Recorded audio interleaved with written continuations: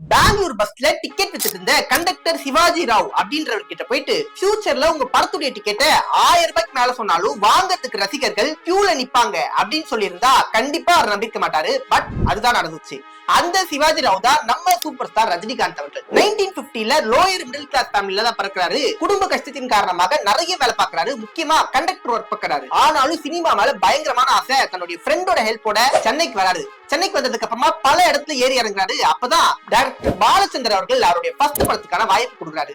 அந்த படம் தான் அபூர்வ ராகங்கள். அந்த படத்துடைய ஃபர்ஸ்ட் ஷாட்ல ஒரு கேட் ஒன்று ஓபன் பண்ற மாதிரி இருக்கும்.